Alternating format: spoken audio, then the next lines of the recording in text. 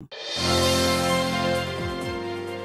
Sue O'Connell. Tonight on Greater Boston, the defense for Duxbury mom Lindsay Clancy, who's accused of killing her 3 young children, claims she was over-medicated at the time of the murders. I'll talk to a former judge who says she witnessed the over-prescription of antipsychotics in her courtroom.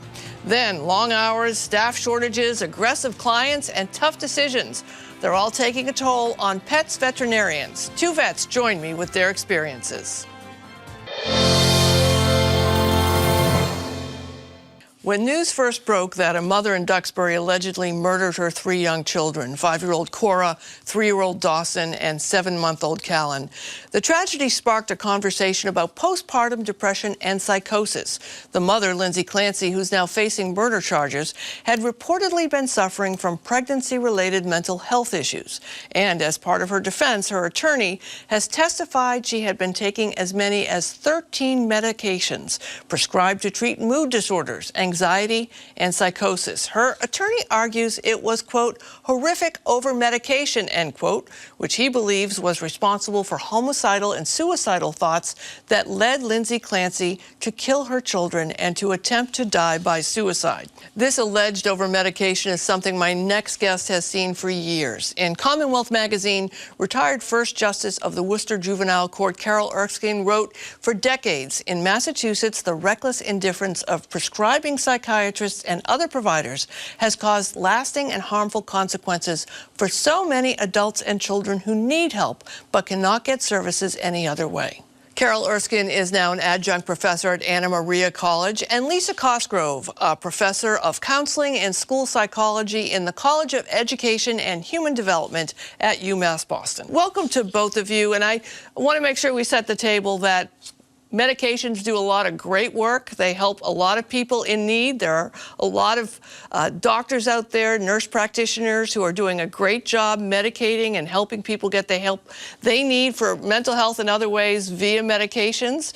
But there's also some challenges around this. And Carol, in your piece, which really caught my eye, talk about your experience in the judicial system and what you saw and what raised your concern. Yeah, I had many years in the judicial system as a judge for 20 years in the Worcester County Juvenile Court. And one of the main kinds of petitions that we would hear on child abuse and neglect cases were petitions by the Department of Children and Families to medicate children in their custody. So there are just countless children in state custody who are on medications, multiple medications. Under state law, the Department of Children and Families is not able to consent to treatment of antipsychotic medications for children, and therefore it requires judicial approval. So not only did I see those petitions, but I saw hundreds of children over the years on child requiring assistance cases who came into the court with parents and families who needed mental health help, who were on medication. And so one of the issues I always had was that it seemed like the default position to start children on medication as opposed to providing them with services and therapy before medicating them. And what are some of the things that you saw, that you witnessed, that raised your concern, not only just the environment of how it was happening, but how it impacted the children? Yeah, I mean, the side effects to these medications are just absolutely stunning, and they are severe in many cases. And so there were children who were on antipsychotic medication that had weight gain, so much weight gain, sometimes 30, 40, 50 pounds on certain medications, very young children, that caused them to have then problems with their sugar, pre-diabetes. We saw some young children with the uncommon but seen cases of increased levels of prolactin, which causes breast development and lactation. We saw children who had difficulty standing, walking, problems with gait, a condition also known as tardive dyskinesia, which causes movements, mouth movements and other movements, which were really, serious kinds of effects, and including some effects like tardive dyskinesia that even if the medication is stopped, those side effects can continue for a lifetime. So just a lot of harmful effects. Lisa Cosgrove, in our family, my family at home, a number of folks have been on a number of medicines for mental health, and our experience has sometimes been, with great careful care from our providers, still a message of, well, we're not really sure if this is going to work. Let's try it for 3 months. Let's keep careful tabs on you. Here are the side effects. If it's not working, we'll change it. We've been privileged enough to have health insurance to be able to do that. We've been privileged enough that I've been able to go to appointments to supervise this. It's a lot of work for me. And I can't imagine what it must be like for children and parents who are in distress in a courtroom. What's your experience of what is being described by the judge? So I think she brought up a really good point that there's this default position that we pivot automatically and consistently to a medicalized approach and to using psychotropic medication. And unfortunately, this leads to what I would refer to as irrational polypharmacy. That is, when one agent is added and another agent is added because you're focusing on treating individual symptoms rather than looking at the patient holistically.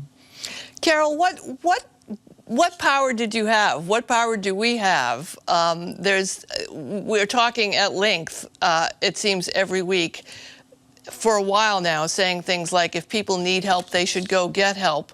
Oh, but there's a 6-month wait list. Oh, but these providers don't take insurance. You know, mental health providers routinely are able to not accept medical insurance to give treatment, although a podiatrist has to, a psychiatrist or a mental health provider doesn't have to. And sometimes that lands on the general practitioner to say, okay, here, try this. This is a Zoloft, which we know, or a Prozac, which has been around for a while, until you get to the next step. But the folks that you were seeing, the kids that you were seeing, they don't even have those options. Right. And when I left in January, when I retired in January, there was an 8-month wait list in Worcester County to get services. And social workers were so frustrated by that. So again, you know, it's exactly what happens. They pivot to these medications, but the other concern is that the medications that they start with are the most powerful medications in the continuum of pharmacological treatment. So rather than start with some of the milder non-antipsychotic medications or the psychotropics, they were moving directly to it. And the problem with it is, and as I said in the op-ed piece, is that they're using antipsychotic meds to treat behavioral problems, and they're not indicated for behavioral problems. And so kids are on these very powerful medications. You know, there's a lot of concerning information out there that I wonder sometimes if people are paying attention to. There was a study at Rutgers a few years ago in 2020 that looked at kids on the autism spectrum or who had pervasive developmental disorder. 300,000 of them were being treated with antipsychotic medication between the ages of 2 and 7. And so the whole notion that I tried to get across in the op-ed piece is that the diagnostic criteria keeps expanding and the age keeps expanding in the world of pharmacology. And it's having a detrimental effect on children. I just think there's a better way. From the bench, I could ask a lot of questions. I could say to the psychiatrist, let's try something different. Why are you starting with an antipsychotic? And if you're going to use this, I'm going to review it in 3 months. If there's no change, I'm going to ask you to medically remove the child from it. Some of these kids age out at the age of 18 out of the department. They're still on the medication. And then what do? They have no access to care. You know, Lisa, the last thing I want someone to hear this is who have met with their medical professionals with their kids and they've had medication recommended. Certainly they want to investigate it and look at it, but they also want to keep an open mind and not dismiss it out of hand. But at the same time, you were shaking your head vigorously when I was describing how difficult it is to find a therapist or a specialty, someone who specializes in a mental health disorder, who accepts insurance. They all apologized to me. they're all sorry about it and describe the challenges that the insurance companies are putting upon them. But again, does this not just push the inability to get providers to help with cognitive behavioral therapy or a specific treatment? It just pushes you right to medication. So what do we do? Well, I think there's a couple things. One point that I'd like to raise is related to this is the fact that when fluoxetine, Prozac, came on the scene in the late 80s, we saw it as a magic bullet, and that magic bullet mentality is still with us.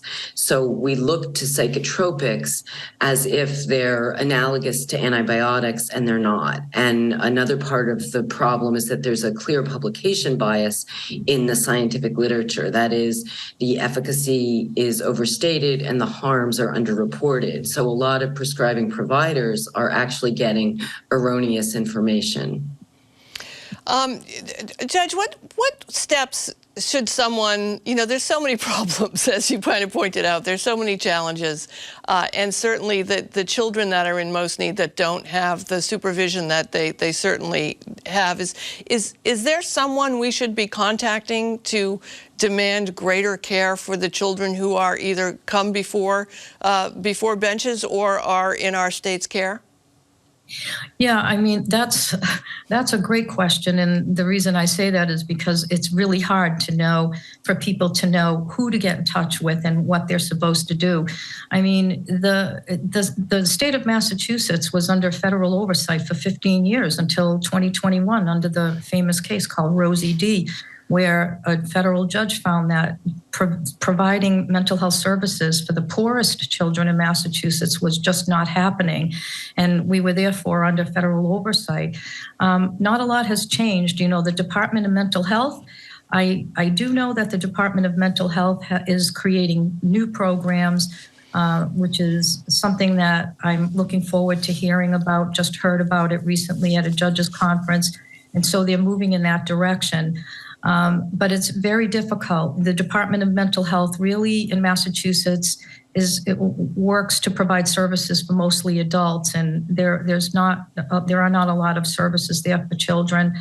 I think it's unfortunate that people have to bring their child to a court to try to get help. That's one of the things that's really disturbing about this.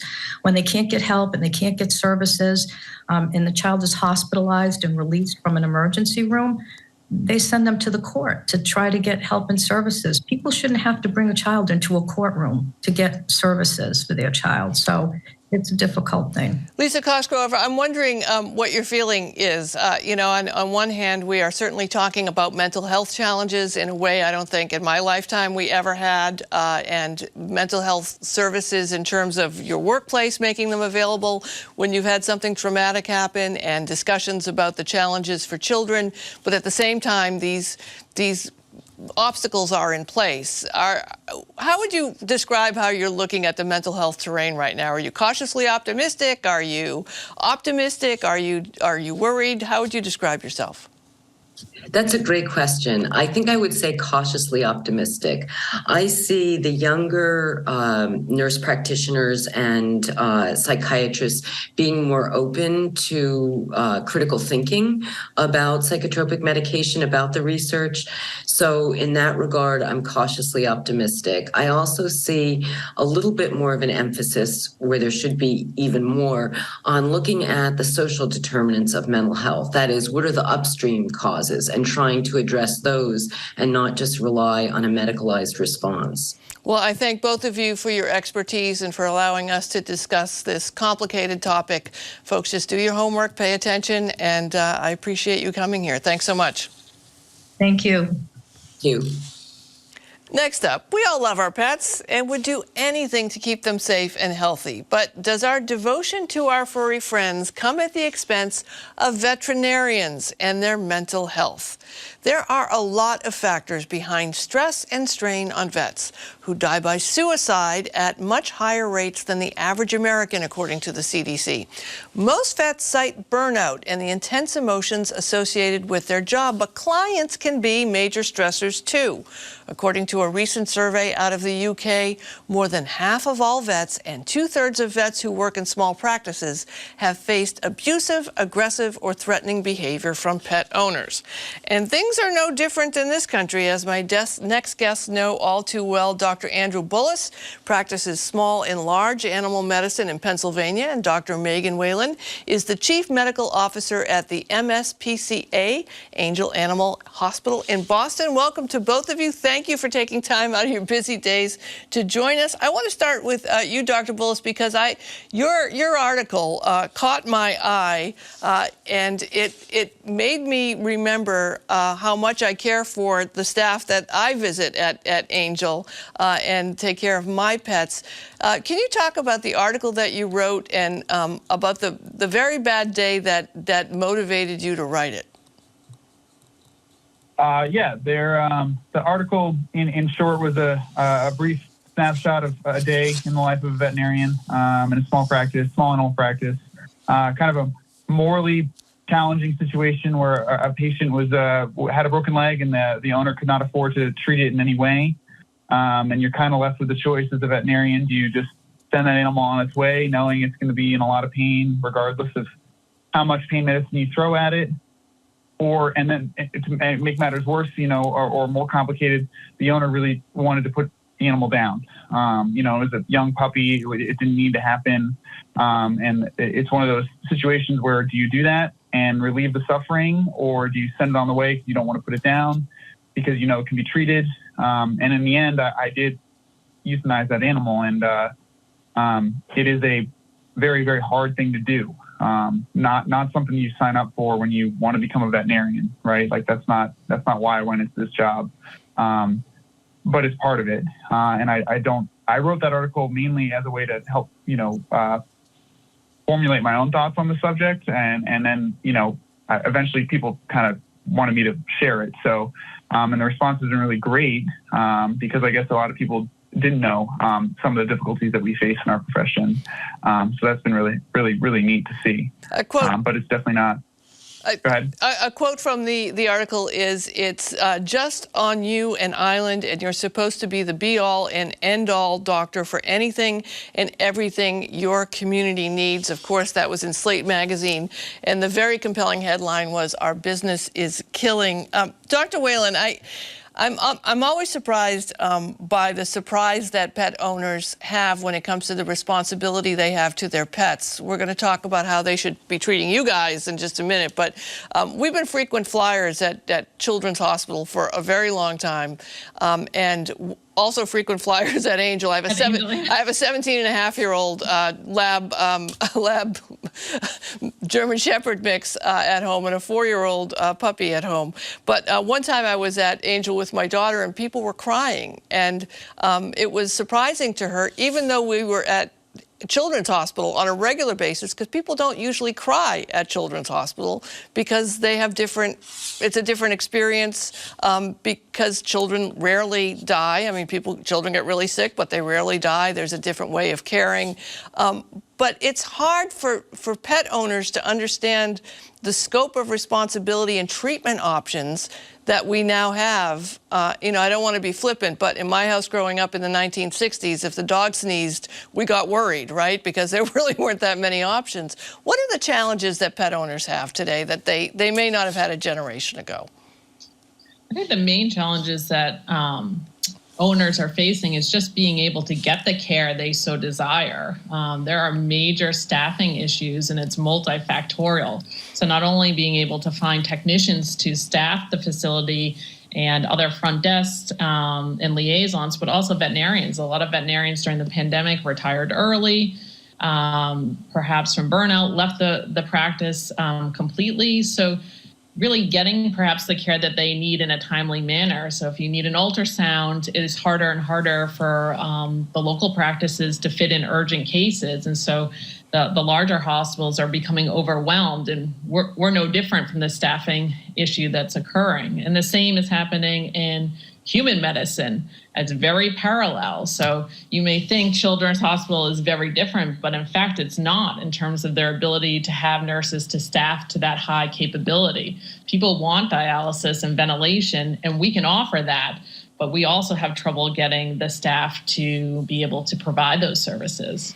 Dr. Bullis, that quote that I showed too, also for a small practice, you're doing everything. It's not just seeing the pets and seeing the parent, the pet owners, the parents, but it's also doing the x-rays, doing the ultrasounds, and that's quite a stress on a small practice as well, also to Dr. Whelan's point.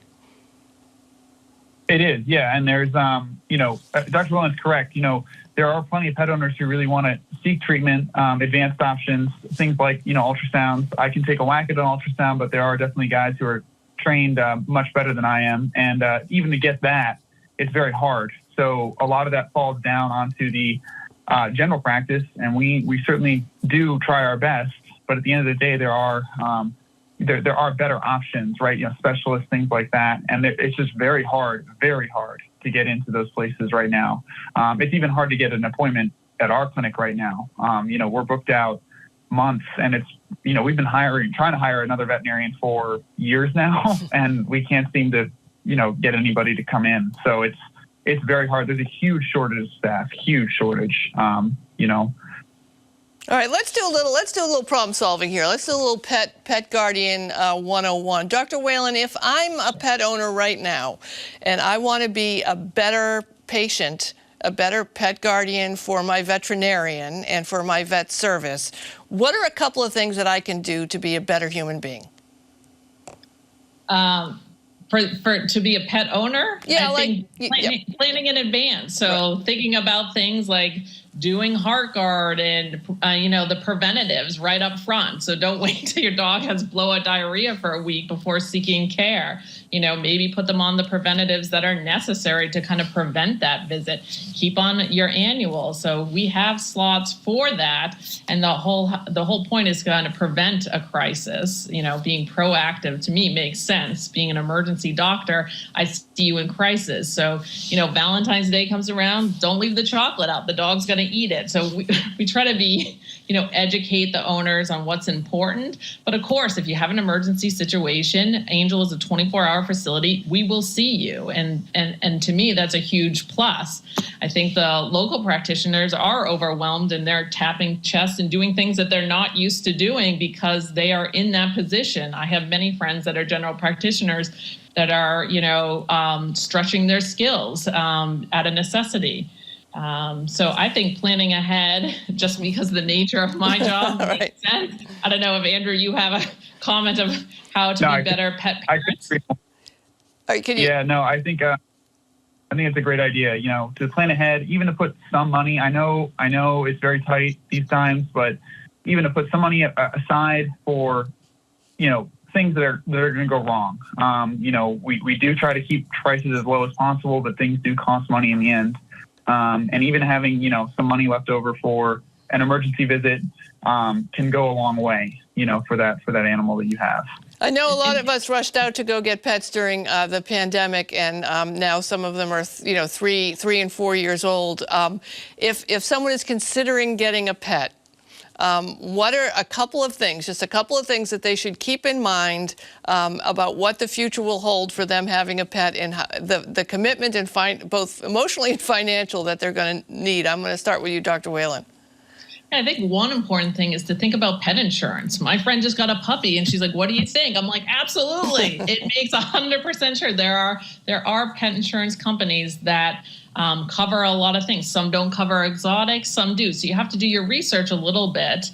That to me is huge, is again, thinking ahead in terms of that stuff, and training, behavioral training. That's another reason a lot of these dogs that were obtained in COVID are now being given up, or people have to go back to work, and now the dog is not crate trained, or they've never been socialized because everybody was isolated from each other, and now they have problematic COVID dogs because they weren't socialized. So some basic education on what is involved in the hours to really, raise a puppy appropriately so that they're well adjusted. Potty training, that's a huge adjustment for the dog and a lot on the family. So a lot of people get puppies and don't understand the repercussions or the time that you'll need to put into the pet so that he's a good family member. Dr. Bullis, as an Irish American from the East Coast, one of the things we like to talk a lot about is preparing for death for everyone. So basically, that's an annual holiday conversation around our house. But seriously, we've had conversations. I'm the designated, guardian of the pet in the household. We've had hamsters and dogs and bunnies, and it's important to have someone has to be in charge of. You're the guardian of that animal. Someone has to be in charge of knowing when it's time to send it over the rainbow bridge, as people like to say. Mm-hmm. Would you agree? Yeah, I would agree. And, it's never wrong to ask your vet what they think of, I have tons of quality of life discussions with people. It's a very hard decision, and we totally understand that. I mean, I have pets of my own. It's going to be a terrible day when I have to make that decision, but it is something that your vet can help you with. We do it a lot. For better or worse, and we can certainly help you with that, that difficult time. And there are different options. It's not just you don't necessarily always have to bring the pet in, correct? No, we're a mixed practice here where I work, so I do see cows and horses, and I have a vet truck, so I do go out to people's homes, and we do perform at-home euthanasias. There are companies that will do that in areas that don't have mixed animal vets or people who travel. I think Lapa Love is one such company or a group that does do at-home euthanasia. So there are options if you'd like to do it at home. And I think it's actually a very wonderful, peaceful experience to do a euthanasia at home. So keep that in mind. You don't necessarily have to bring your dog or cat to a clinic. Great. Well, I thank both of you. I appreciate both of you. Of course, as you know, Dr. Whalen, you see me probably in the waiting room on at least once a month, and I appreciate you folks over there. And Dr. Bullis, I appreciate you sharing your perspective. It was very important, and it moved a lot of people. Thanks to both of you. Great. Well, thank you. That's it for tonight, but come back tomorrow for Talking Politics. Adam Riley will dig into that great Carter-Kennedy primary clash of 1980, what it meant and what it still means for American politics. Plus, whatever happened to Governor Maura Healey's commitment to transparency? That and more tomorrow at 7. I'm Sue O'Connell. Thanks for watching. Good night.